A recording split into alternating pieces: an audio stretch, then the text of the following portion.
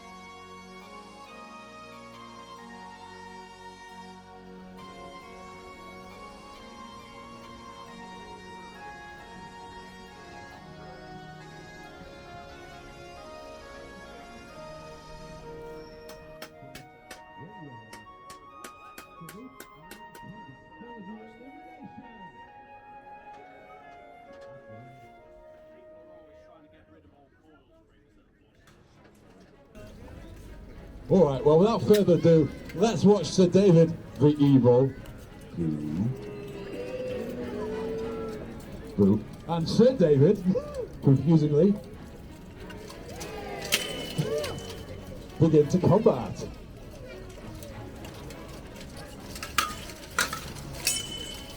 Now they're both going for a sword-buckler combination, so they have to somehow balance their capability of attacking and defending at the same time. It requires a lot of thought for these guys to use both hands at once and breathe.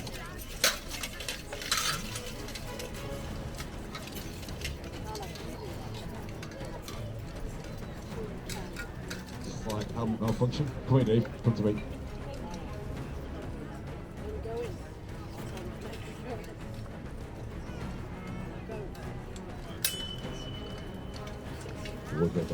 weapons for everybody, even in the 15th century.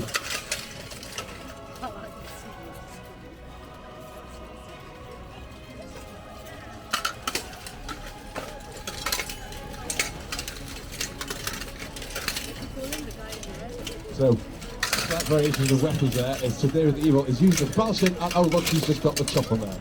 Being the faster weapon of the falchion, it could potentially be the longsword. But do we want to see the death? Oh well. I guess we do. Yes, I do. Well, you know, you pay your money, you get what you get. So the combat begins. They're first just sizing each other up, just trying to find each other's range. Using the butts of the weapons before coming in with some stronger attacks. Ooh, there's a weapon bang going on there. A big swing to the hip. You can see the power that goes into these attacks, even though we're technically not doing it properly, but they do still come in heavy. Knights, are you ready to fight? You look ready? Let's begin that swinging weaponry.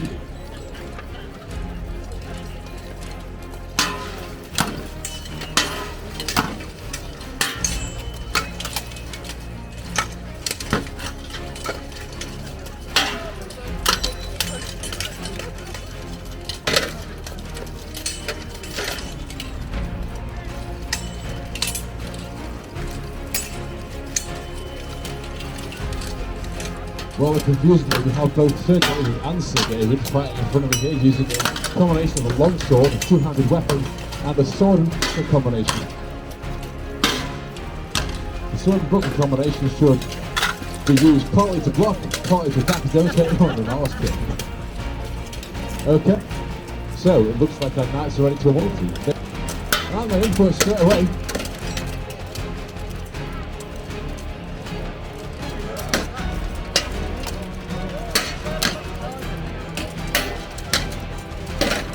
The weapons they're using are heavy axe and mace. They're both very tiring to use. They weigh several pounds each.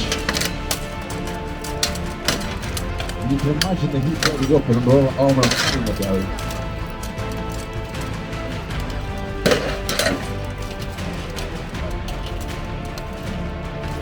Now, you'll see the fighters look like they've been hurt. Oh dear.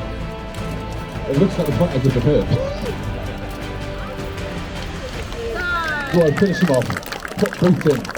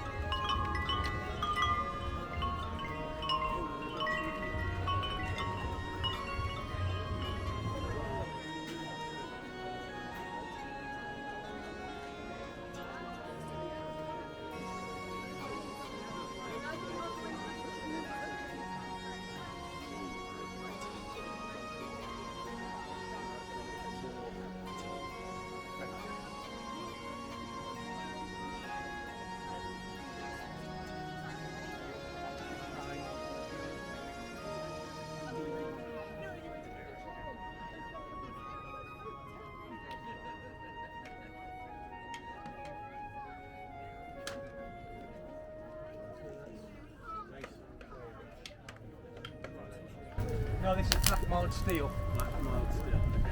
It's the most common metal you can get nowadays. Would this have predated fast iron?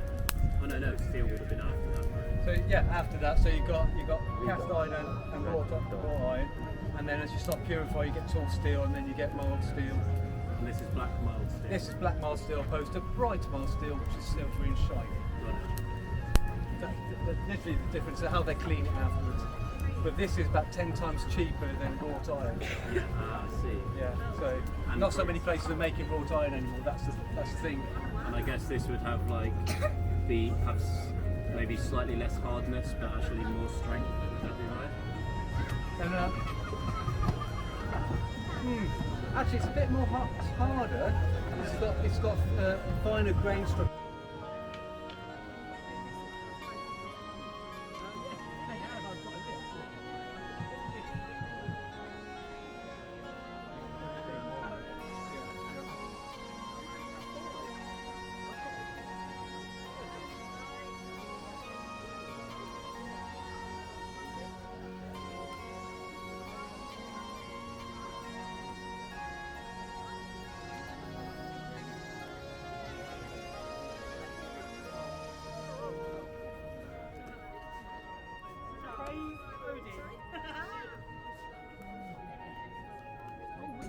What's really good about this is that this is made of like just dry hay, and sir, if you wouldn't mind giving that a pull as hard as you possibly can. Other than it nearly sliding out of my hand, this stuff is nigh impossible to break. How do you join on a new business? Very, very easily.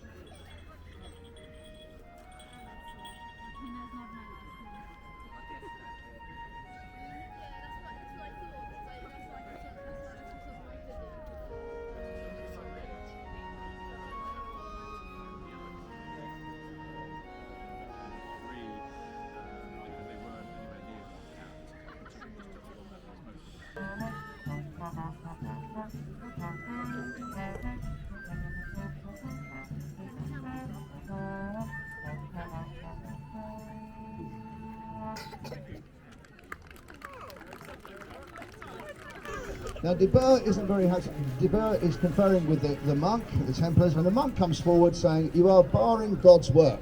Clear the way." Man of God. Get on with it, priest. You're a traitor. You're men, all of you. You're a pig. I can banish all of you. He's threatened to excommunicate these barons, and the barons have an answer for him. I am the marshal of the army of God. Not you, some low-born priest who sells saints, relics and pigeons' bones for absolute. Selling pigeon bones, he calls him. Rid me of this turbulent priest! People rid me of this turbulent. Oh my goodness! Oh!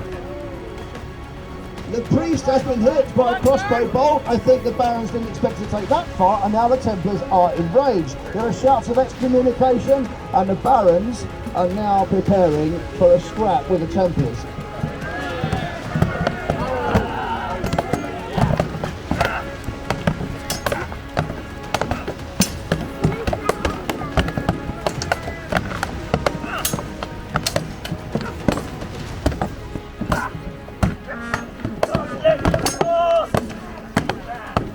Matter of pride here for the barons. They're not going to let the Templars through. These warrior monks, don't let them through. There they go. They return for the Templars. Come on, you lot. Give a cheer for the Templars.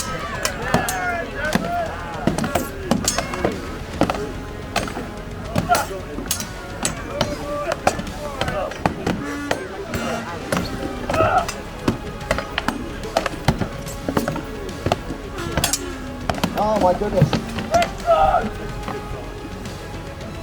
Couple of minor wounds and so far no overall victor. Galvini, what say you? A battle of champions. Ah, he's appealing to his pride. A battle of champions. What do we think? Champions battle?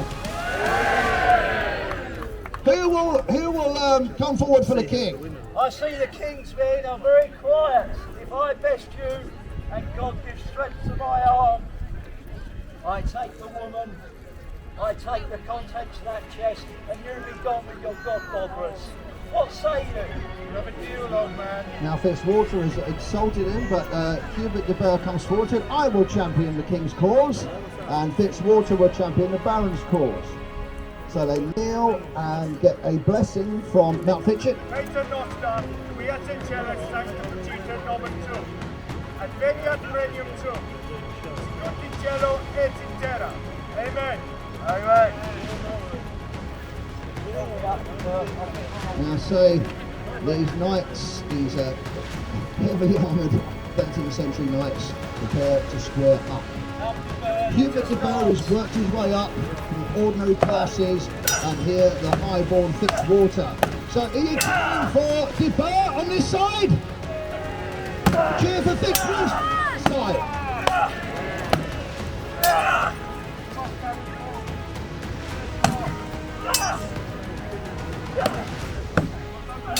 Come on, let's have a cheer on this side. Come on. You know the chant. Hubert de Burgh. Everyone knows his name. Oh, he's down. Oh my goodness. Oh my goodness.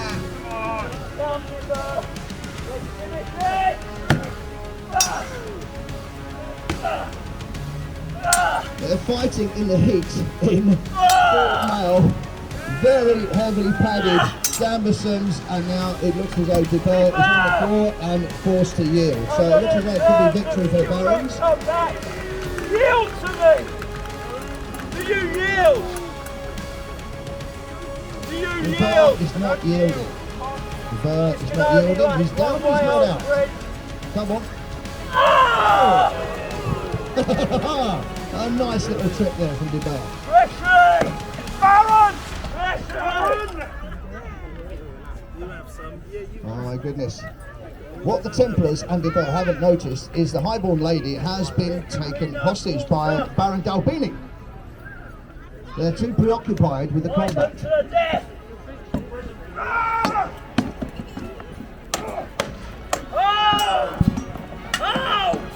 Hold, Fitzwater is saying, hold. The Templars are starting to notice. The Templars and Hubert de Burgh notice. Stop, hold. Hold! De Burgh, you fought without honour or chivalry. We too, we have your woman here.